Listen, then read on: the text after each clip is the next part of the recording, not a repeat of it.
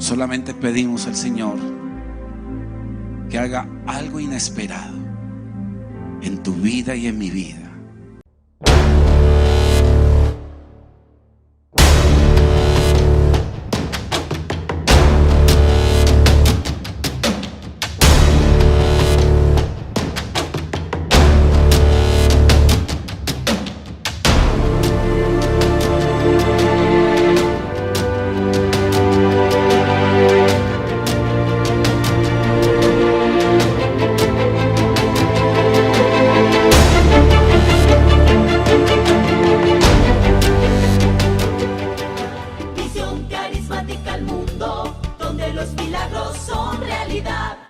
El apóstol Pablo dice, y me gusta mucho esa expresión, pero ahora estamos libres de la ley. Présteme mucha atención. Estamos libres de la ley por haber muerto para aquella en que estábamos sujetos, de modo que sirvamos bajo el régimen nuevo del Espíritu y no bajo el régimen viejo de la letra. Hoy vamos a estar disertando, enseñando en estos minutos bajo el régimen del Espíritu. Y he tenido la oportunidad en estos días de preguntarle a muchas personas, ¿qué es para usted régimen? O cómo usted asocia esa palabra régimen. Y lo más seguro, si yo hiciera esa pregunta en este recinto, en este lugar, a usted que está ahí escuchándome, de pronto voy a escuchar los mismos conceptos que la gente tiene de ese concepto régimen. Lo más seguro es que muchos de ustedes estén buscando la palabra régimen y lógicamente que van a encontrar que es regla, leyes. Pero cuando vemos los gobiernos régimen, es que se exceden en las leyes. Uno de los gobiernos más estrictos a nivel mundial, fuera de los países árabes como Irán y otros más, está catalogado el país más régimen, es Corea del Norte. Corea del Norte es un país donde usted no se puede hacer cualquier corte de pelo. Los hombres tienen estipulado 3 tipos de cortes y ninguno puede tener el corte del mandatario, porque eso da cárcel por muchos años. Las mujeres no pueden saludar de beso, eso también se vio ahorita en el mundial. Hay unas reglas excesivas. Entonces se cataloga régimen, muchas reglas. Pero quiero asociar que Dios estipula a través de Moisés más de 600 reglas para el comportamiento del hombre. Reglas, atención, reglas, parámetros. Y esas reglas hacen de que usted y yo no podamos salirnos de esos límites, porque si nos salimos de esos límites, estamos pecando contra Dios. Y se ha comprobado psicológicamente que el hombre no tiene la capacidad de vivir tantas reglas encima. ¿Sabía usted, mi querido amigo y amiga, que cuando usted y yo nos abrumamos de tantas reglas, el hombre se vuelve neurótico? Yo me acuerdo cuando estaba niño, yo tenía un amiguito y era uno de mis buenos amigos. Y ese amigo era muy bien puesto en la manera de hablar, en la manera de vestir. Y cuando yo iba a visitar a mi amigo a su casa, yo entraba con mucho temor, porque sus papás eran demasiadamente ultra mega estrictos. Yo voy entrando, dice, me hace el favor y se limpia bien los zapatos, porque aquí es así. Y cuando nos servía algo para comer, yo era, ¿cómo será que como? Yo no sabía, para mí era, ese amigo mío vivía en unas reglas sumamente excesivas. Y una vez mi papá se puso a hablar con el papá porque eran amigos, pero se pusieron a chicanear de sus hijos. Bueno, mi papá no tenía, yo chiquito, mucho que chicanear de mí, pero ese muchacho sí, porque el muchacho ocupaba el primer lugar, siempre era un ejemplo en la cuadra, y mi papá trataba como de hacerme brillar, yo creo que hasta mintiendo, pero él sí, no es que mi hijo es así, mi hijo, y yo estaba ahí escuchándolo. Y ese muchacho, yo veía que cuando estaba con nosotros se sentía libre, pero llegamos a la casa de él, se maniataba, se cohibía. Y ahorita entiendo por qué el apóstol Pablo dice aquí, en esta expresión, ahora somos libres, no bajo las reglas del nuevo pacto. Y a veces pensamos que Dios es excesivamente severo. Pero usted sabía, mi querido amigo, por nuestra condición humana, las reglas lo que hacen es que forma un mar de confusiones internas. Y yo no estoy diciendo que no establezcamos reglas, porque sí deben de haber reglas, porque las reglas es para que haya un orden. ¿Qué tal un país sin reglas? Pero cuando se habla de régimen, son excesivas leyes para que el hombre pueda tener un modelo. Y es por eso que cuando usted va a ver en una casa, el papá, la mamá son tan rígidos, y usted termina diciendo, es que mi casa es un régimen. Entonces cuando yo comencé a preguntarle a las personas, porque le pregunté a mis líderes, tuvimos una vigilia y les pregunté, ¿se acuerdan, Nancy? Les dije, es régimen del Espíritu. Y uno piensa, no, es que el Espíritu Santo nos obliga a caminar con Él, y siempre la palabra obligación fue una de las, no igual en la vigilia, pero sí en muchos que le pregunté, obligación, no es que nos rige a mandamientos. Pero quiero decirles algo.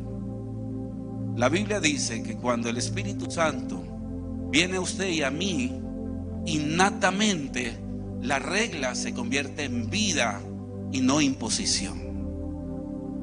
Y yo quiero hablar del régimen del Espíritu, no en ese concepto de reglas,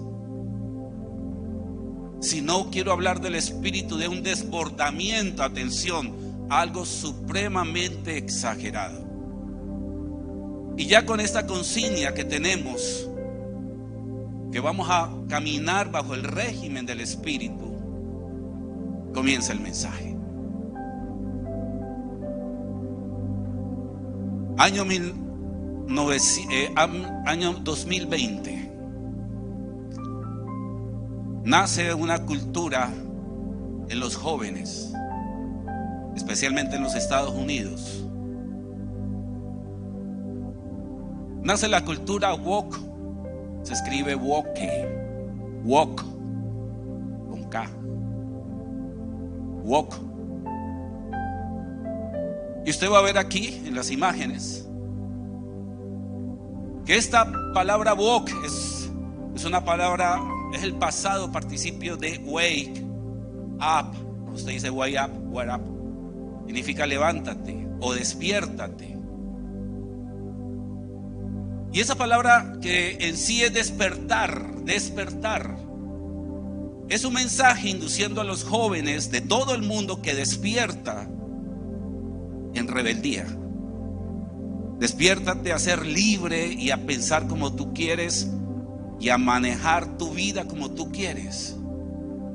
Deshate de la autoridad de tus padres, del gobierno. El gobierno es tu principal enemigo. Crea tus propias reglas. Tú eres libre, piensa como quieras, vive como quieras. Y especialmente comienza a favor del racismo. Y se involucra un nuevo movimiento que fue el LGTBIQ+, pero también el movimiento feminista. Y se añaden todos estos grupos, formándose así. Y yo no quiero solamente ser muy escueto en este punto, solamente lo nombro, porque esto es lo que está sucediendo a nivel mundial. Y se le llama la generación woke. Despiértate, joven. Vive tus reglas, tú mismo te haces tus propias reglas. Despiértate, levántate. La generación woke, eso lo puedes tú encontrar. Y lo que está causando a nivel mundial, lo que está sucediendo especialmente con la generación actual, con los jóvenes actuales. Es decir, que se ha levantado un oleaje tan incontrolable que los padres están sumamente preocupados. Yo hablaba con muchas personas que viven, especialmente familia, que los padres dan temor mandar sus hijos a los colleges, el school en los Estados Unidos, porque el joven tiende más, es propenso a corromperse, atención, moralmente en muchos sentidos en estos lugares, y por eso han formado lo que es el school home, que es escuela o colegio en la casa, y que sean sus propios padres quien eduque, y eso está sucediendo en los Estados Unidos.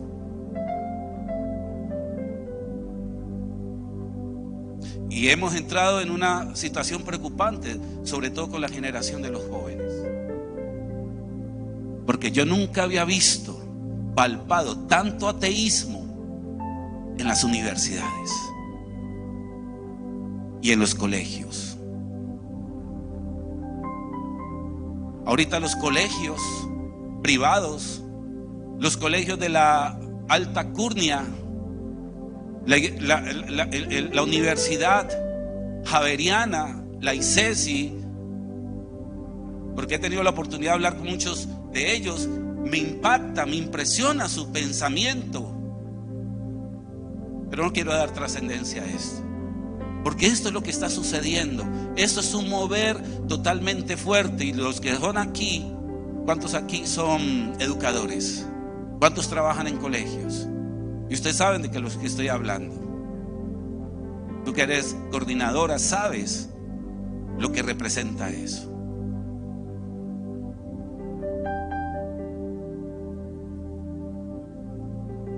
El 8 de febrero,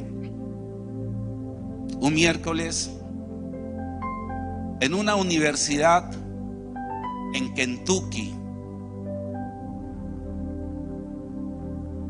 hay una universidad cristiana de origen wesleyano. Y voy a decir, cuando se habla de origen wesleyano, bueno, usted me puede preguntar de pronto cómo se clasifica el cristianismo. Yo le puedo explicar, pero no ahorita.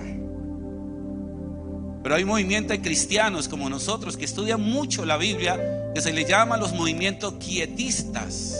Así se llaman, quietistas, que poco hablan del Espíritu Santo, pero son muy teólogos, son muy estudiosos. Y esta universidad, llamada Universidad Campus Osbury, en Kentucky, es una universidad cristiana que se estudia la Biblia y hace sus devocionales y tienen su casa de oración. Y un 8 de febrero, como cualquier día, entraron, como siempre lo suele pasar, jóvenes allí a hablar de la Biblia. Eran unos pocos jóvenes.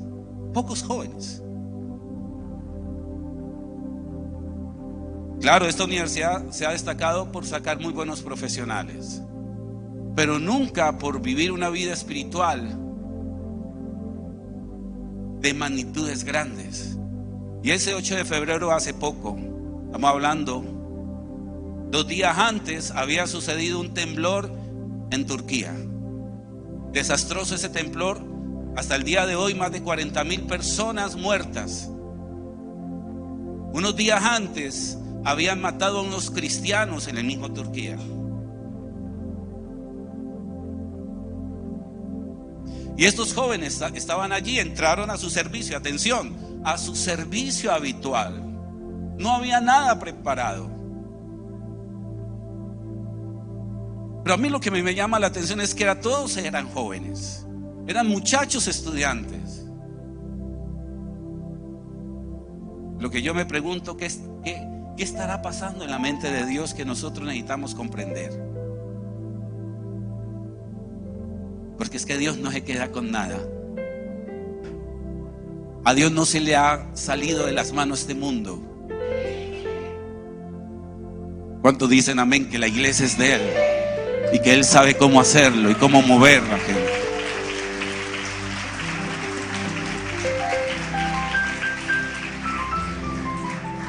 Mira lo que sucedió. Predicaron. La predicación no trascendió. El momento normal. Todo muy bonito, unos cuantos jóvenes. Y terminó el servicio. Terminó el servicio. Y al terminar el servicio,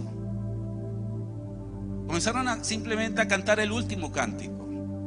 Pero en ese último cántico algo pasó. Le voy a decir algo. Algo inexplicable. Algo que solamente Dios lo llama en la Biblia el de repente. Y cuando me pongo a estudiar que hay una palabra en las escrituras, en el libro de los Hechos, la palabra de repente significa sin percatarse, inesperadamente. Comenzaron a cantar y los pocos jóvenes allí comenzaron a vivir algo inexplicable en una iglesia wesleyana, en una iglesia donde en poco se habla del Espíritu Santo en su magnitud grande, sin desconocerlo lógicamente. Esos jóvenes comienzan a cantar. Y pasó unos minutos y comenzó Dios a quebrantarlos, a esos pocos. Cayeron al piso. Los otros compañeros que decían, bueno, ¿y estos por qué se están demorando? Al entrar al recinto, comenzaron a sentir algo impresionante. Comenzaron a ser confrontados con el mismo Dios. Estoy hablando de jóvenes. De jóvenes como usted. Pasó una hora y los jóvenes pasaban adelante a llorar, a cantar, y comenzaron otros jóvenes a entrar.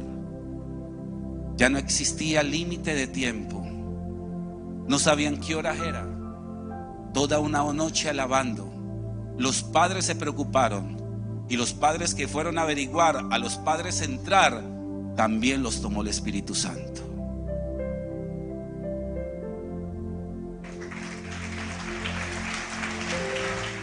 El avivamiento en Asbury, una universidad. Al ver estos jóvenes, mírenlos allí, jóvenes postrados, 12 días seguidos alabando, sin parar, sin parar. Padres, comenzaron otras universidades a venir, a trascender otros lugares. Ahorita está en Texas, en los parques. Algo inesperado está sucediendo. Que así como hay una generación que se ha hablado de un despertar para rebeldizarse, Dios dice: no te preocupes, que yo sé cómo puedo tocar a esos jóvenes. Y yo pido que esta mañana muchos jóvenes hoy salgan de este lugar, decir: heme aquí, Señor. La palabra avivamiento, anótelo allí si está anotado. Avivamiento significa exceso de vida. Ahora entiendo por qué el régimen del Espíritu. Porque el régimen del Espíritu no es con reglas, sino el exceso de Él, que se vuelve algo incomprensible, que se vuelve algo que no se puede explicar. Cuando uno estudia los evangelios, Lucas ve a Jesús como el hombre más perfecto, como así Juan lo ve como el Dios supremo, Mateo lo ve como el Rey supremo, y Marcos los ve como el siervo, como el esclavo sufriente. Por eso es que cuando usted lee los evangelios, diga, esto es lo mismo. No, no es lo mismo. Es la perspectiva como cada uno expresa. Y Lucas ve a Jesús como el hombre perfecto. Pero escribir el libro, las narrativas, Teófilo, excelentísimo Teófilo, yo he investigado con mucho cuidado estas cosas para darte lo que está sucediendo a ti. Pero escribir el libro de los Hechos, yo voy al libro de los Hechos, capítulo 2, verso 1. Cuando llegó el día del Pentecostés, que significa 50 días, estaban unánime juntos. Ellos ni sabían que lo que iba a pasar. Y de repente, wow, vino del cielo un estruendo como un viento recio que soplaba, el cual llenó toda la casa donde estaban sentados. Y se comenzaron a aparecer lenguas repartidas de fuego. Y en el verso 4 dice: y fueron todos llenos del Espíritu Santo, y comenzaron a hablar en otras lenguas que le daban que hablasen. Y dice la Biblia: y hecho este estruendo, se juntó la multitud, pero estaban confusos, porque cada uno oía hablar en su propia lengua. Y esta es la parte que más me llama la atención. ¿No son todos estos galileos? Después de que sucede este Pentecostés, o esta llenura del Espíritu Santo, al pasar el tiempo, los años, los siglos, el evangelio se minimiza. La fuerza del poder del Espíritu Santo se merma. La iglesia se vuelve muy tradicional, muy ritual. La gente deja la pasión por la predicación, a tal punto que viene una temporada que se llamó la temporada o la época del oscurantismo cristiano. Se vuelve a restaurar en el año 1500 a través de Martín Lutero, y se le llamó la Reforma. Y nos llamaron protestantes porque protestamos contra toda esa serie ceremoniales excesivas. Y comienza el estudio de la Biblia, plan de redención, gracia de Dios. Y hay unos destellos de avivamiento. Pero en el año 1909, en el estado de California, un hombre llamado William Seymour, que era prácticamente tuerto de un ojo. El racismo estaba en el apogeo en Estados Unidos. William Seymour, de tez morena, discriminado, pero un hombre que amaba, y comenzó a estudiar. Atención, este hombre con unos cuantos comenzaron a estudiar palabra por palabra, minuciosamente, el libro de los Hechos. Ellos decían: esta gente vivía algo diferente. Y ellos comenzaron a hacer eso. Y nunca se imaginaron que había unos cuantos ese día. A los 10 días, viene el terremoto más grande de California, destruyendo casi el 85%. ¿Y no les parece usted una casualidad que viene un tiempo de Pentecostés, de avivamiento? Pero para mí, yo decía, vea, es como si ese terremoto dijera, porque cuando Jesús muere dice que la tierra fue removida, las piedras se comenzaron a partir y los muertos comenzaron a resucitar. ¿Y cuántos quieren levantar la mano y decir: Señor, que haya un terremoto en mi vida y destruya todo lo que tenga que destruir del diablo, para que Dios levante en mí lo sobrenatural? ¿Cuántos dicen amén? ¿Cuántos dicen gloria a Dios? El primer discurso de Pedro, comenzó la gente a llegar. El de repente comenzaron los milagros a verse desbordados. Esta palabra me gusta, y ahorita entiendo que el régimen del Espíritu no son reglas. Dígale al que está al lado: el régimen del Espíritu es un amor desbordado que el que está al lado no lo entiende, pero persuade, convence. Ahora, dígale esto al que está al lado: el régimen del Espíritu es una gracia inexplicable. ¿Qué dice el libro de Hechos, capítulo 4, verso 30 o 33? Y con gran poder los apóstoles daban testimonio de la resurrección del Señor Jesús. Y abundante gracia era sobre todos ellos. Pues quiero decirle, cuando ese lugar, ese aposento comenzó a llenarse del Espíritu Santo, los inconversos, la gente que estaba, ¿qué decían de los discípulos? Estos están borrachos, estos están llenos de mosto.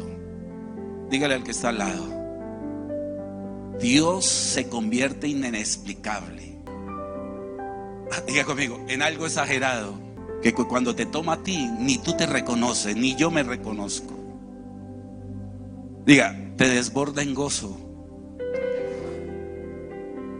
Ahora usted va a decir, yo no entiendo. Diga esto: yo no entiendo qué me pasa. Busco la razón por qué estoy así y no explico, no puedo explicar.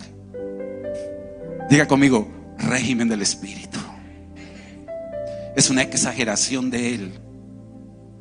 Ahora diga esto: para la gente es fanatismo, para mí es algo inexplicable, que lo quiero vivir hoy. Y de este lugar quiero salir bajo el régimen del Espíritu Santo, que encenderá la vida en mi casa y de esta juventud. Cuando dicen aleluya, cuando dicen amén.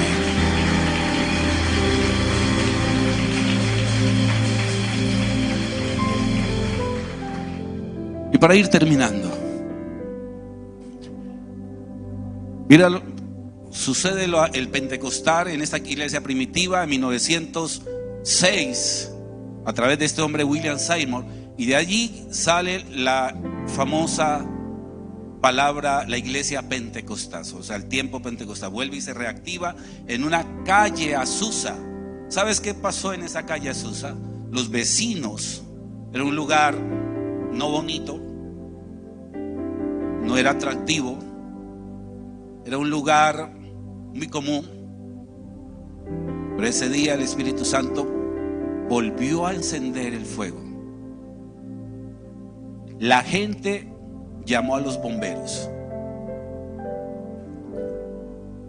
Por todas partes decían: hay fuego. No en el 23, en la calle Azusa. Cuando llegaron, estaban unas personas llenas del Espíritu Santo, el fuego de Dios en ese lugar. Entonces Pedro, lleno del Espíritu Santo, dijo y comenzó a predicar. Y el Señor dijo: arrepiéntese y bautícese en el nombre del Señor Jesucristo y recibirán el don del Espíritu Santo. Y fueron bautizados y comenzaron a añadirse a la iglesia, y alababan a Dios, y teniendo el favor de Dios con todo el pueblo. Y el Señor añadía todos los días los que habían de ser salvos.